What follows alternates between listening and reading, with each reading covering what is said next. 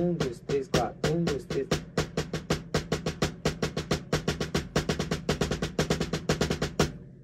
Fala, batera, bem-vindo à nossa aula de condução de samba. Sem mais delongas, vamos começar com a nossa aula de condução de samba.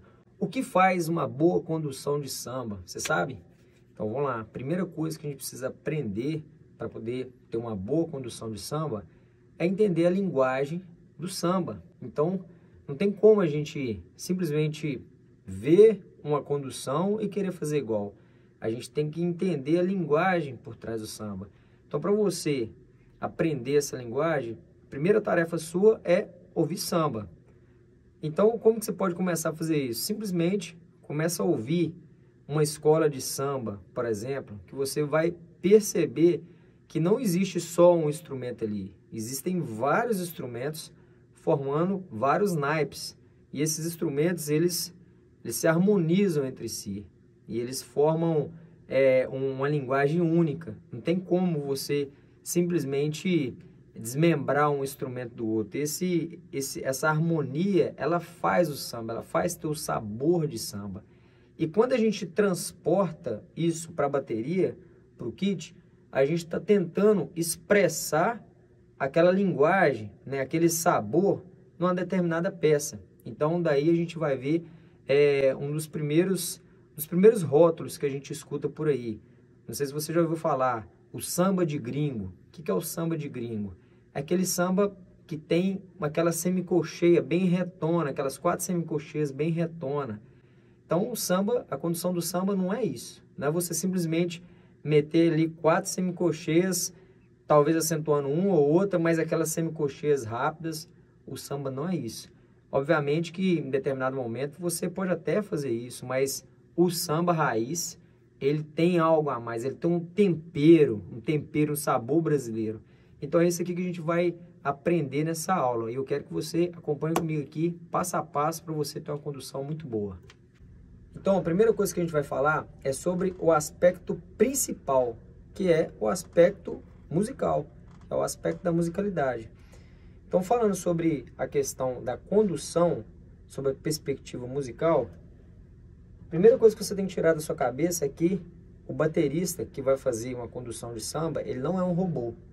Então, eu já vi algumas pessoas me perguntam, ô Jean, Kaiser, como é que a gente faz para poder tocar uma música a 120 BPM durante 5 minutos?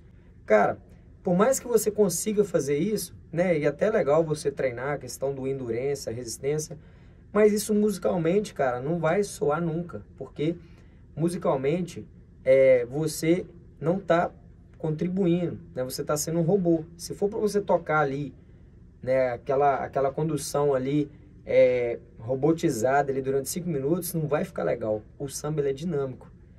Você tem que entender que existe um diálogo. Você lembra quando eu falei do naipe, da harmonização, do naipe rítmico que forma ali entre os instrumentos? Então a gente tem que entender que a condução do samba, ela não vai ser isso aqui o tempo todo. Como te disse, pode ser que em algum momento você vai acentuar, mas isso aqui tem que ter um sabor, entendeu? Então você tem que saber conversar entre as peças, né? Conversar entre os instrumentos, entre os instrumentos que formam esse naipe. No caso aqui, o bumbo, caixa, chimbal, às vezes tambor, às vezes tamborim, não sei o kit que você vai estar usando, mas você tem que imaginar que é como se fosse uma escola de samba. Você tem que fazer um diálogo aqui entre eles, assim. Então, às vezes você vai acentuar no chimbal, vai acentuar na caixa, no aro, no bumbo. Você tem que aprender a ter esse diálogo.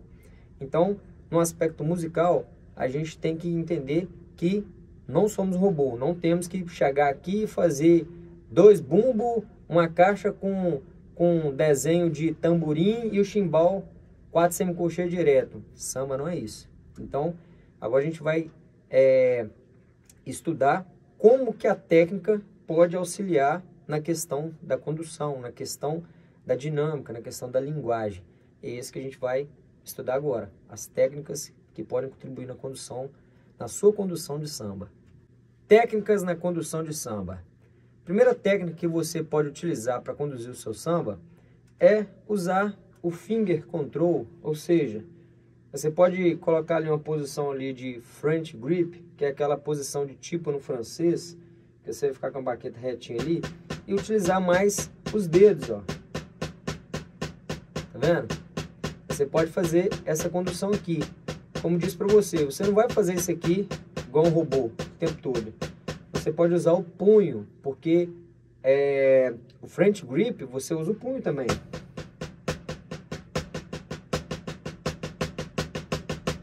Inclusive, o baterista Edu Ribeiro, ele utiliza isso aqui com uma maestria excepcional. Toca muito bonito, um som muito elegante, com muita rapidez. Então, a primeira técnica é o finger control, tocando com French grip. A segunda técnica, a segunda forma que você pode utilizar para poder conduzir um samba bem legal e bem saboroso, vamos dizer assim, é você utilizar a técnica de Muller. Só que ao invés de você fazer 3 notas, você vai fazer 4 notas.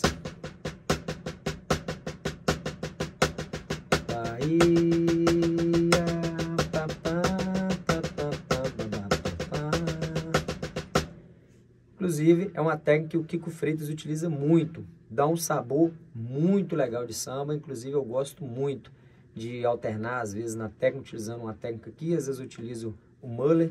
Isso vai depender muito da ocasião, mas é uma técnica também excepcional. Então, a primeira, finger control, referência do Ribeiro.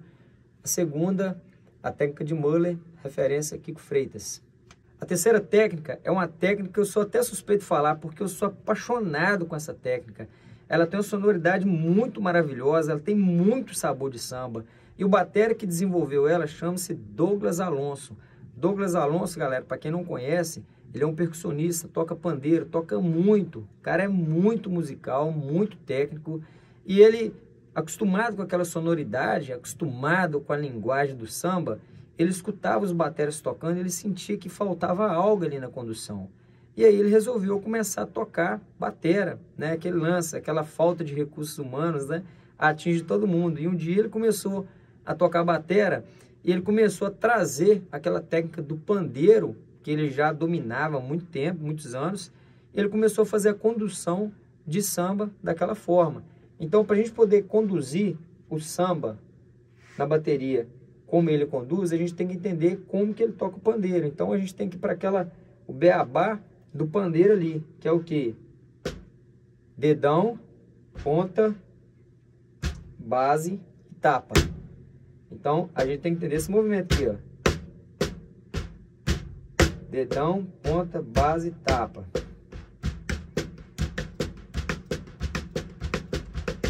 Quando a gente traz isso aqui para a técnica de bateria, ele demonstra que a gente tem que fazer assim, ó. Ele executa dessa forma, ó.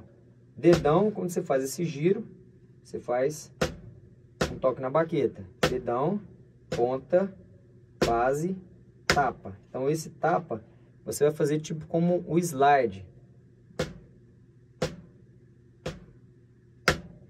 Então, dedão, esse giro, ó. Dedão, ponta, base, tapa. Dedão, ponta, base, tapa.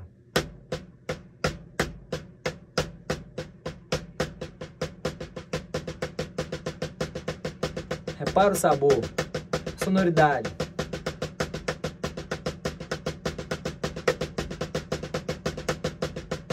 Quando você quer fazer um buzz,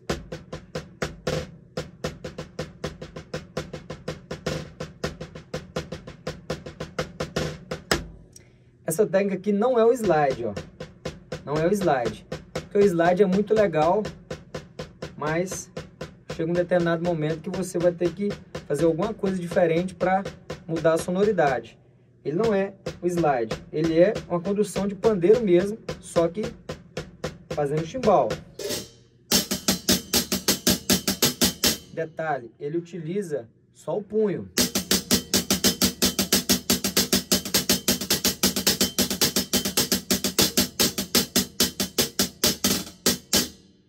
Então, sonoridade muito maravilhosa e eu curto muito. E por fim, a última técnica dessa aula, que inclusive é uma técnica que eu utilizo muito quando eu quero fazer condução de samba um pouco mais rápida. O pai dessa técnica aqui, nada mais, nada menos do que o Ramon Montagnais. Não preciso nem de falar, né? Dispensa qualquer comentário. O Ramon Montagnais é um batera fenomenal, o cara é fantástico. Ele consegue transitar por várias técnicas ao mesmo tempo, ele consegue fazer uma hibridização das técnicas, está ali tocando slide com push-pull e tem um domínio completo ali da técnica.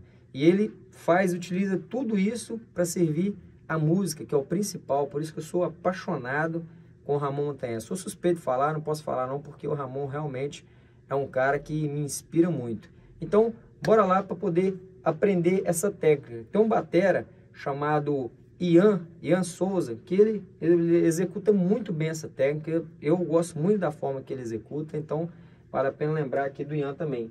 O recurso criativo que o Ramon utilizou para poder desenvolver essa técnica é simplesmente fenomenal. Basicamente, ele faz uma hibridização da técnica push-pull com open-close. Nesse caso aqui, ele não vai utilizar o slide, ele utiliza o open-close. Interessante que a essência do movimento open-close é a mesma do push-pull, ou seja, você vai trabalhar a baqueta como se fosse uma espécie de gangorra. Só que o open-close ele tem uma amplitude maior, ou seja, a baqueta vai subir mais.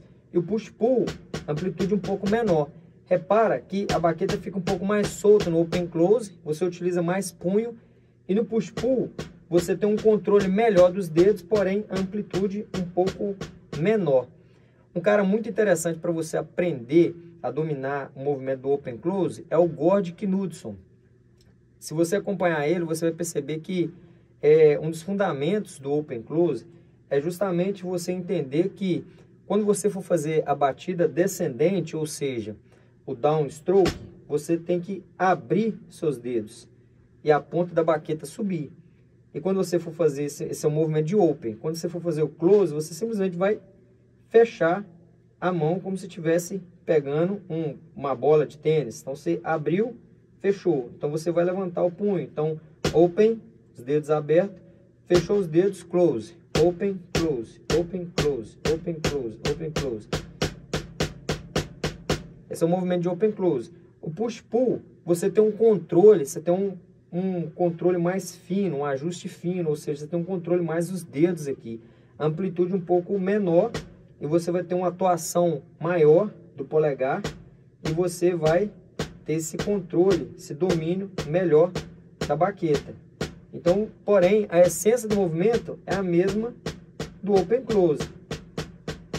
Tá vendo? Levantei, a ponta da baqueta foi, fechei os dedos, a base da baqueta voltou para o punho. Então, qual que é o grande barato desse movimento? Qual que é o grande lance desse movimento? É você fazer um híbrido dessa amplitude menor com amplitude maior. Então, olhando aquele lance que eu falei no início da aula, da musicalidade, a gente tem que acompanhar a linguagem do samba. Então, eu vou estar fazendo lá, por exemplo, uma acentuação padrão de samba. Pá, pá, pá, pá, pá, pá, pá, acentuando no 1 e no 4. 1, 2, 3, 4, 1, 2, 3, 4, 1. Como que seria a execução dessa técnica aqui? Basicamente, eu vou utilizar punho e push-pull, ou seja, open close e push-pull. Então, ficaria assim, ó. 1, 2, 3, 4. 1, 2, 3, 4. 1, 2, 3, 4. 1, 2, 3, 4. 1, 2, 3, 4. 1, 2, 3, 4. 1, 2, 3, 4. 1. Que, inclusive, o batera chamado Ian, ele executa isso aqui de forma fenomenal, muito bacana mesmo. Já tem um tempo que ele pratica, ele tem um domínio maravilhoso dessa técnica. Então, basicamente, você vai fazer isso. 1, 2, 3, 4. 1, 2, 3, 4. 1, 2, 3, 4. Às vezes, você pode até acentuar menos a primeira, mas o ideal é você acentuar a primeira para você ter um pouco mais de rebote. 1, 2, 3, 4. 1, 2, 3, 4. E a última, para você fazer a preparação do acento. 1, 2, 3, 4. 1, 2, 3, 4. 1, 2, 3, 4. 1, 2, 3, 4. 1, 2, 3, 4. 1, 2, 3, 4. 1, 2, 3, 4.